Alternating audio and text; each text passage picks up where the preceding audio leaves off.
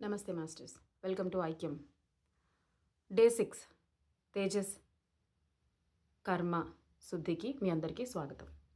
జూమ్లో, యూట్యూబ్లో ఎవరెవరైతే ఈ అద్భుతమైన క్రియ ద్వారా అద్భుతమైన ఉత్తమమైన ఫలితాలను పొందుతున్నారో మీ అందరికీ కూడా ధన్యవాదాలు, కంగ్రాచులేషన్స్. చాలామంది నాకు రీచ్ అవుట్ అయ్యి ఇంత అద్భుతాలను చూస్తున్నాము, ఇన్స్టెంట్గా నేను ఎనర్జీని చూస్తున్నాను, ఇన్స్టెంట్గా నేను హెల్త్ ఇష్యూని పోగొట్టుకొని చాలా ఆనందంగా ఉన్నాను. ఏంటి ఈ మ్యాజిక్, ఏంటి ఈ తేజస్క్రియ ఎందుకు ఇంత అద్భుతంగా ఉంది అని వారు నాకు ఆశ్చర్యంతో నాకు చెప్తూ ఉంటే చాలా హ్యాపీగా ఉంది మాస్టర్స్. సో ఈ వర్క్షాప్ అనేది ఒక పర్పస్తో వచ్చింది. మీ జీవితాలలో ఎక్కడో సహాయంతో మీ సోల్ ఎదురు చూస్తూ ఉన్న సోల్ కోసము ఒక ఆన్సర్ లాగా ఈ క్రియ మన ముందుకు వచ్చింది. సో మీరు తప్పనిసరిగా చాలా చాలా డెడికేషన్తో, ఎంతో గొప్ప మనము ఆ గ్రాటిట్యూడ్తో ఈ క్రియను చేసి మీరు దీని రిజల్ట్ కూడా అదే విధంగా పొందాలి. మనం పెట్టే సంకల్పాలు ఎంత గొప్పవో ఆ రిజల్ట్ కూడా అంతకన్నా గొప్పగా రిజల్ట్ వస్తుంది.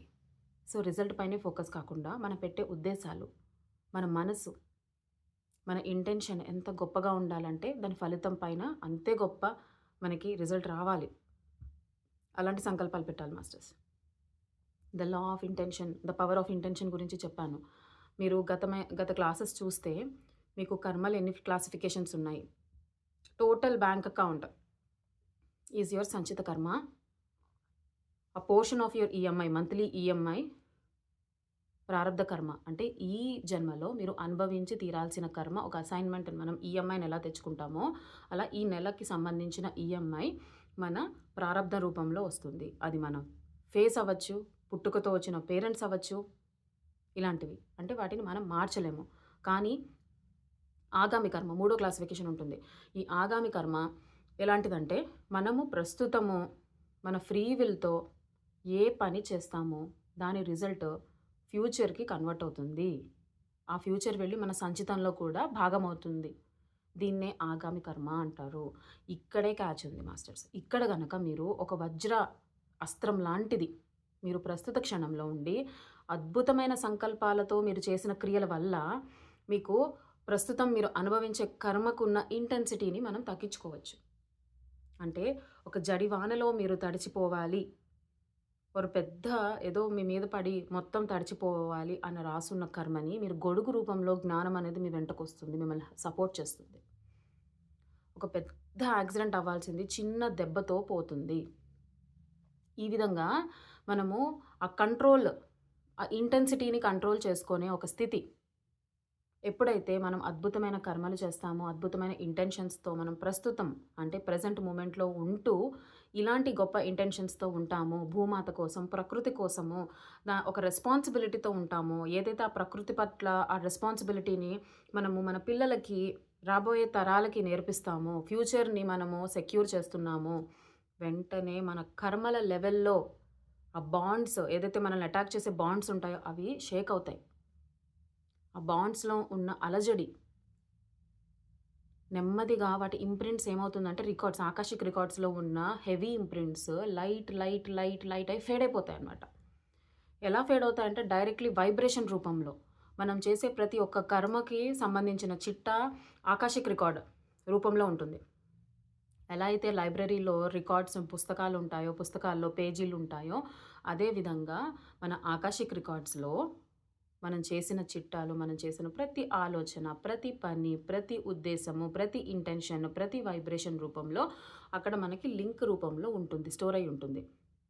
ఆ స్టోర్ అయినది మనకి ఎలా ఉంటుందంటే ఏదైతే ఎక్కువ వెయిట్ ఉందో, ఫర్ ఎగ్జాంపుల్ కర్మలో నాకు పుణ్యాలు ఎక్కువ చేసి పాపాలు తక్కువ చేస్తే దాని ఫలితం ఏంటంటే ఎక్కువ చేసిన వర్క్ రిజల్ట్ ఫస్ట్ ఉంటుంది. గుర్తుపెట్టుకోండి.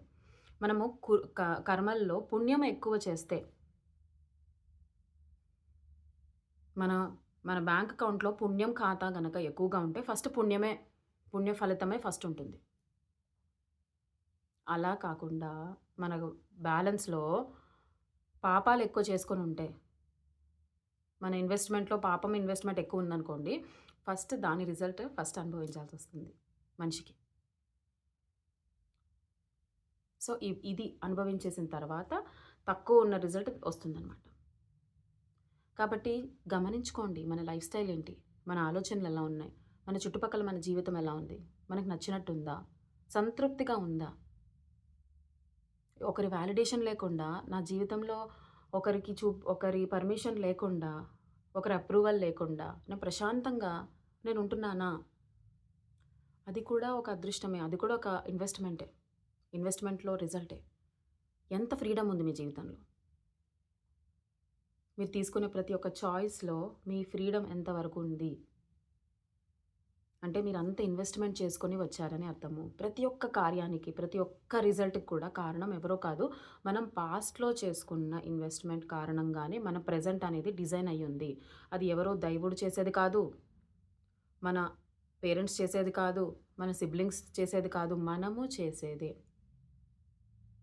మనం ఏ ఉద్దేశాలతో, ఎక్కడ ఏ వైబ్రేషన్‌లో, ఎక్కడ డేటాను స్టోర్ చేశామో అది మనకి ప్రస్తుతం దాని రిజల్ట్ అనేది రూపంలో మన ముందుంటుంది. ఒక్క అవేర్‌నెస్.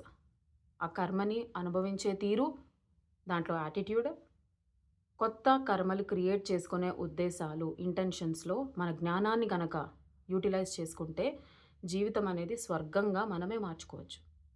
ఈ తేజస్ క్రియలు లాంటి క్రియలు మనకి ఎలా అంటే, ఒక స్విమ్మింగ్ రాని వాడికి స్విమ్ సూట్ వేసినట్టు మునిగిపోకుండా,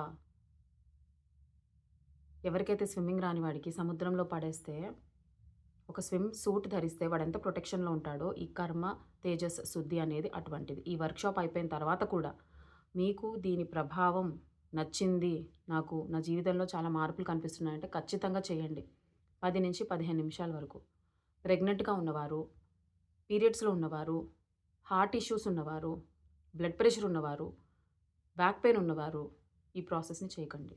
కానీ మీ ఇంటెన్షన్స్ మీరు బాగా అంటే దీనివల్ల ఏమవుతుందంటే తేజస్ క్రియ వల్ల ఏమవుతుందంటే, ఈ ప్రాణశక్తిలో ఉన్న తేజస్సు, మన ప్రాణశక్తిలో ఉన్న ఫైర్ ఎలిమెంట్ అనేది బర్న్ అయ్యి నేరుగా సుషుమ్న నాడి ద్వారా నాభి కేంద్రం నుంచి పైకి వెళ్తుంది. నిప్పురవ్వలాగా పైకి వస్తుంది. ఎన్నో గంటలు ధ్యానంలో కూర్చుని ఉన్నా కూడా రాని రిజల్ట్ ఇన్‌స్టంట్‌గా మీ ఆకాషిక్ రికార్డ్స్‌ని మీరు టార్గెట్ చేయొచ్చు. దీని రిజల్ట్స్ చూస్తున్నారు కదా మాస్టర్స్. సో, మీరు ఎంతో బాధ్యతతో ఈ క్రియను చేయాలి. అవసరమైన ప్రతి ఒక్కరికి పంపించండి. ఇన్వైట్ చేయండి. ఈ క్రియలు చేసుకొని వారి జీవితాన్ని మార్చుకోమనండి. వారు బావుంటే, మనమందరం బావుంటే మన యావరేజ్ ఈజ్ ఈక్వల్ టు మన భూమాత వైబ్రేషన్. మన భూమాత పట్ల మనం రెస్పాన్సిబుల్‌గా ఉన్నాను. నా ఆగామి పట్ల నేను రెస్పాన్సిబుల్‌గా ఉన్నాను. చూడండి. ఒక్క సంకల్పం రిజల్ట్ ఎంత గొప్ప రిజల్ట్ ఇస్తుందనేది మీరు చూసుకోండి. ఓకే మాస్టర్స్, ఇదొకటి. సో, ఈ కర్మ తేజస్ శుద్ధి మనకి ఏ విధంగా పనిచేస్తుందనేది చిన్న కథ రూపంలో ఇవాళ చెప్తాను మీకు. ఓకే. సో, పూర్వము ఒక శిల్పి ఉండేవాడు. అంటే శిల్పాలు చెక్కుకునే ఒక శిల్పి ఉండేవాడు. అతను ఎంతో నైపుణ్యం గల వ్యక్తి. అద్భుతమైన శిల్పాలను చెక్కేవాడు. కానీ అతనికి ఎప్పుడూ ఫేస్‌లో ఒక నిరాశ, ఆర్థిక ఇబ్బందులు. చూసారు కదా! మనలో చాలామంది ఉంటారు. ఎంతో నైపుణ్యం ఉంటుంది. వాళ్ళకి ఎంతో టాలెంట్ ఉంటుంది. కానీ వారు ఎక్కడో ఆర్థికంగా వెనకబడిపోయి ఉంటారు. వారికి అశాంతి అనేది వారి చుట్టూరా ఒక వైఫైలా ఉంటుంది. కదా! సో, ఒక జ్ఞాని ఏం చేస్తాడంటే ఈ శిల్పి దగ్గరికి వస్తాడు ఒకరోజు. వచ్చి, "ఏంటి నాయనా? ఎందుకు అంత నిరాశగా ఉన్నావు? నీకో విషయం చెప్పనా? ఈరోజు నీకొక సీక్రెట్ చెప్తాను. నువ్వు చేసిన కర్మల ఫలితమే నీ మనసులో ఈ అశాంతి, నీకు ఆర్థిక ఇబ్బంది, అశాంతి అనేది నువ్వు చేసిన కర్మల ఫలితమే ఈ వాసన రూపంలో నీ పైనుంది" అని అడుగుతాడు. "అదేంటి స్వామి? నాకు తెలిసి నేను ఒక చీమకు కూడా అపకారం చేయను. ఏంటి? ఒక చీమకి కూడా నేను అపకారం చేయని వ్యక్తిని, ఆ! ఇంత కర్మ చేశాను. నా కర్మ ఫలితమే నేను ఇంత అశాంతిలో ఉన్నాను. ప్లస్ నాకు ఒక ఆర్థికంగా ఒక స్టెబిలిటీ లేదని చెప్తున్నారు. అది ఏమాత్రమన్నా న్యాయంగా ఉందా మీకు? నా హిస్టరీ చూడండి ఎంత గొప్పోడినో నేను. చాలా గొప్పోడిని. అందరికీ మంచి చేయాలని అనుకుంటాను తప్ప ఎవ్వరికీ నేను హాని చేయను" అంటాడు. అప్పుడు ఆ జ్ఞాని ఏం చెప్తాడో చెప్పనా మీకు? "నువ్వు ఒకరిని బాధపెట్టి, హింస పెట్టి చేసిన కర్మ కాదు. నువ్వు చేసే పనిలో కేవలము ఈ పని చేస్తే నాకు డబ్బుకొస్తుంది. ఈ పని చేయడం వల్ల నాకు డబ్బు రావాలి అని మాత్రమే చేస్తున్నావు." చూడండి, catch. Catch the point here. మనం చేస్తున్న పని, మనలో చాలామంది ఉన్నారు. కేవలం డబ్బు కోసమే పని చేస్తున్నాను, సంపాదించడం కోసమే నేను ఈ జాబ్ చేస్తున్నాను. జాబ్ అంటే ప్రేమ లేదు.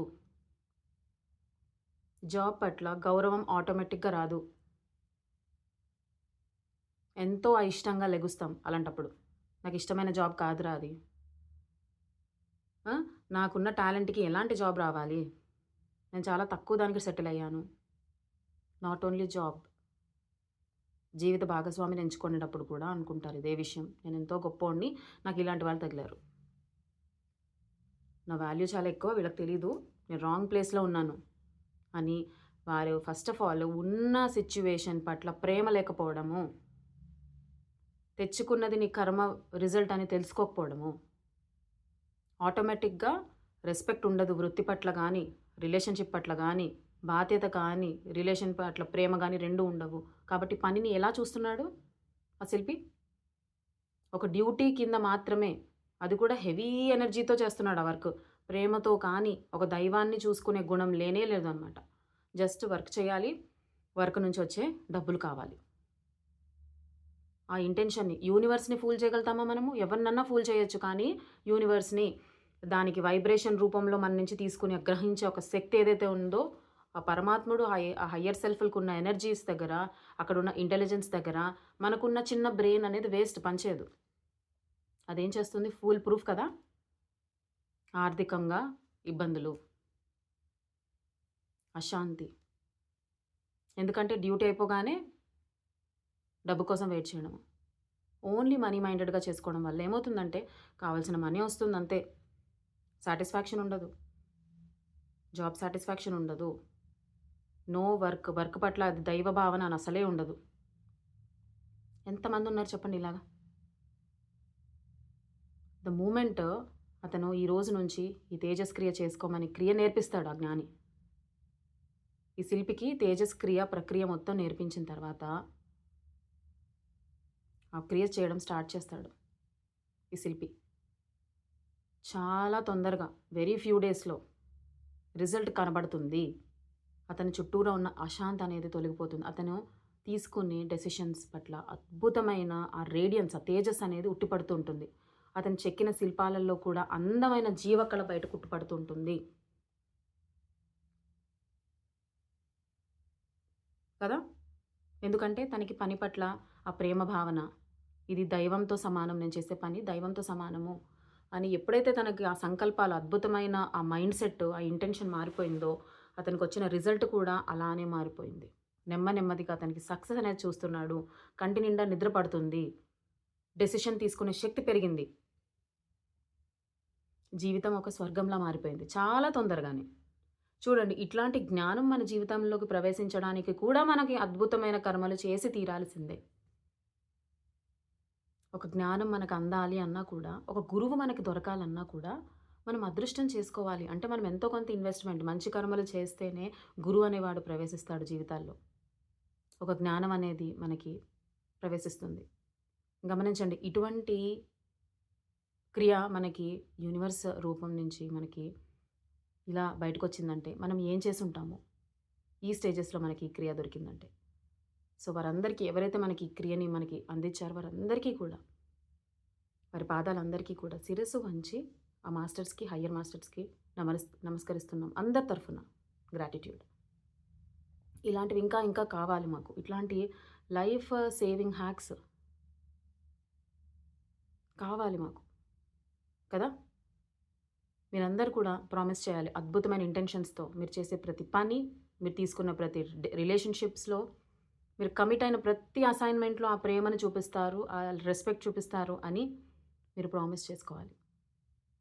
ఓకే మాస్టర్స్, ఇది నీతి కథలో. మీరు దీన్ని ఎలా మలుచుకుంటున్నారో, మీ ఇంటెన్షన్ పవర్ బట్టి రిజల్ట్స్ ఉంటాయి. తప్పనిసరిగా లైవ్ అప్డేట్స్ కోసం ఛానల్ని సబ్స్క్రైబ్ చేసుకోండి. ప్రతి ఒక్కరికి, ఎవరికైతే అర్హత ఉందో వారందరికీ పంపించండి. మీ వంతు సహాయం చేయండి. నమస్తే. ఇప్పుడు క్రియకి వెళ్ళిపోదాం.